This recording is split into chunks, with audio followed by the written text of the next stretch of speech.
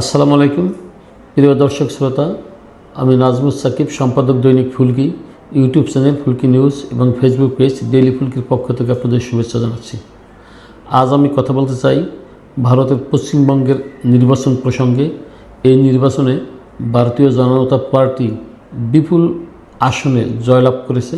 পশ্চিমবঙ্গের 294টি আসনের মধ্যে একটি আসনে ফলাফল স্থগিত করা হয়েছিল। 206টি আসনেই ভারতীয় জনতা পার্টি বা বিজেপি জয়লাভ করেছে। মমতা বন্দ্যোপাধ্যায়ের নেতৃত্বাধীন তৃণমূল কংগ্রেস পেয়েছে মাত্র 80টি আসন। যে একটি আসনে ফলাফল স্থগিত ছিল সেই আসনেও বিজেপি এগিয়ে আসছে। পশ্চিমবঙ্গের বিজেপি নেতা শুভেন্দু অধিকারী বরাবরই কট্টর হিন্দুত্ববাদী, বিজেপি সংগঠনটা কট্টর হিন্দুত্ববাদী। শুভেন্দু অধিকারী আরও এক কাঠি এগিয়ে। পশ্চিমবঙ্গে বিজেপি জয়লাভ করার পর তৃণমূল কংগ্রেসের কলকাতা সহ বিভিন্ন অফিসে আগুন জ্বালিয়ে দিয়েছে। তৃণমূল নেতাদের বাড়িঘর এবং ব্যবসা প্রতিষ্ঠানে আগুন জ্বালিয়ে দিয়েছে, ভাঙচুর করেছে। পশ্চিমবঙ্গে একটি অরাজকতার পরিবেশ তৈরি হয়েছে। সেই পরিবেশে ঢেউ বাংলাদেশেও আছড়ে পড়তে পারে বলে রাজনৈতিক চিন্তাশীলরা ধারণা করছেন যে এই গেরুয়ার চাপে এখন বাংলাদেশ পড়েছে। 2021 সালে পশ্চিমবঙ্গের বিধানসভা নির্বাচনে তৃণমূল কংগ্রেস পেয়েছিল 215টি আসন, বিজেপি পেয়েছিল মাত্র 77টি আসন। 2021 সালে থেকে এই 5 বছরের ব্যবধানে তারা 77টি থেকে 206টিতে গেছেন। আরও একটি তারা জয়লাভের পথে।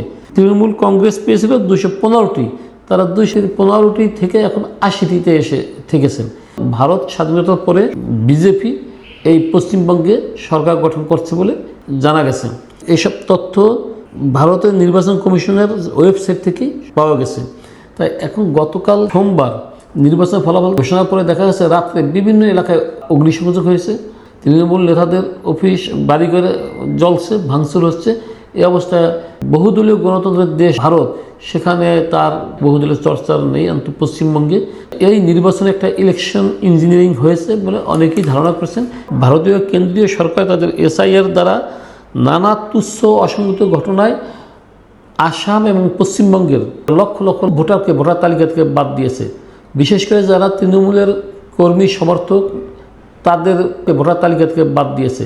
এটাও মমতা বন্দ্যোপাধ্যায়ের পরাজয়ের একটা অন্যতম কারণ। এখানে যেখানেই মমতা বন্দ্যোপাধ্যায়ের বা তৃণমূলের সমর্থন বেশি ছিল, যেখানে যে এলাকায় তাদের প্রভাব বেশি ছিল, সেই এলাকায় এই কাজটি করা হয়েছে। ভারতীয় কেন্দ্রীয় সরকার নৌবাহিনী এবং বিমান বাহিনী ছাড়া ভারতীয় সমস্ত সংস্থাকেই কেন্দ্রীয় সরকার তৃণমূলের বিপক্ষে কাজে লাগিয়েছে। এতেই ভারতে আসলে মমতার বড় ধরনের পরাজয়ের অন্যতম একটা কারণ বলে রাজনৈতিক বিশ্লেষকরা মনে করেছেন।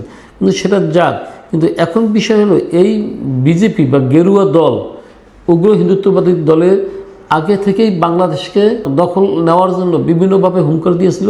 বিজেপির নেতা যে সরকার গঠন করতে যাচ্ছেন শুভেন্দু অধিকারী, এখন বিভিন্ন সীমান্তে পুশব্যাকের কথা বলেছেন।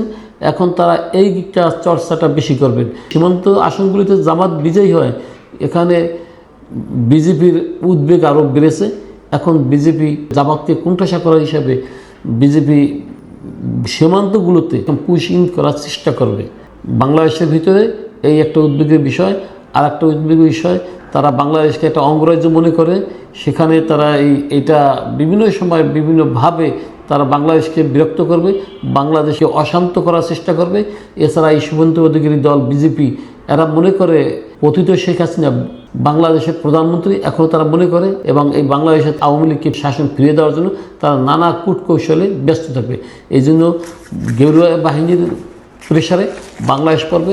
বাংলাদেশ সরকারকে এখন চিন্তা করতে হবে, রাজনীতির মধ্যে বিভেদ সৃষ্টি না করে সকল বিরোধী দলকে নিয়ে তারা একত্রে পথ চালা, এক কণ্ঠস্বরে কথা বলা, এটা সরকার উচিত। না হলে বিজেপি সরকার এবং ভারত এই সুবিধাটা নিয়ে শেখ হাসিনাকে এখানে প্রতিষ্ঠিত করার আপ্রাণ চেষ্টা করবে। ধন্যবাদ সবাইকে। আসসালামু আলাইকুম রহমতুল্লাহি ওয়া বারাকাতুহু।